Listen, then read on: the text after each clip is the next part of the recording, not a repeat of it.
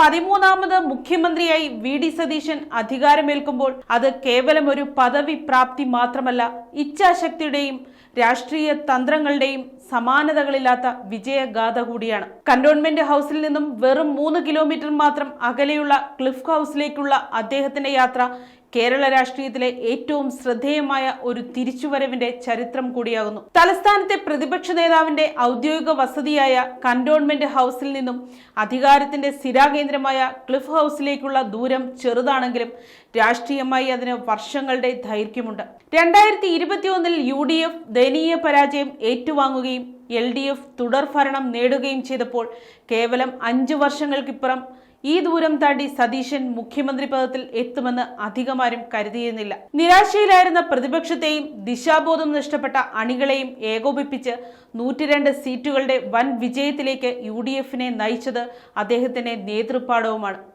എന്നാൽ ഈ വിജയത്തിന് ശേഷവും മുഖ്യമന്ത്രി പദത്തിലേക്കുള്ള വഴി അത്ര എളുപ്പമായിരുന്നില്ല.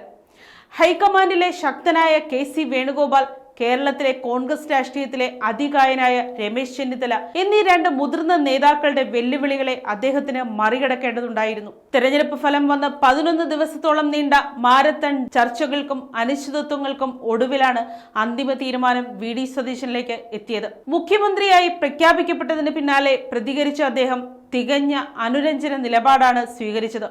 എതിർപ്പുകളും വിമർശനങ്ങളും ജനാധിപത്യത്തിന്റെ ഭാഗമാണെന്നും എല്ലാവരെയും ഒന്നിപ്പിച്ച് കൊണ്ടുപോകുമെന്നും അദ്ദേഹം വ്യക്തമാക്കി.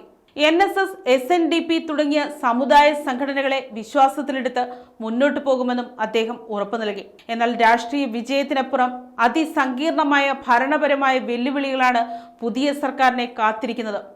രൂക്ഷമായ തൊഴിലില്ലായ്മ, യുവാക്കളുടെ വിദേശത്തേക്കുള്ള കുടിയേറ്റം, ഗുരുതരമായ സാമ്പത്തിക പ്രതിസന്ധി എന്നിവ അതിൽ പ്രധാനമാണ്. സംസ്ഥാനത്തിന്റെ വരുമാനത്തിന്റെ സിംഹഭാഗവും ശമ്പളത്തിനും പെൻഷനുമായി ചിലവാകുന്ന അവസ്ഥയിൽ വരുമാന സമാഹരണത്തിൽ വലിയൊരു പൊളിച്ചെഴുത്ത് അനിവാര്യമാണെന്ന് അദ്ദേഹം കരുതുന്നു.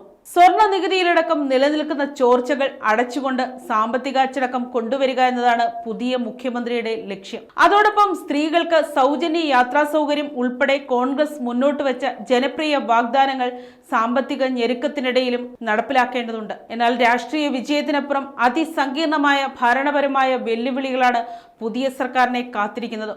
News desk, Kottarakkara media.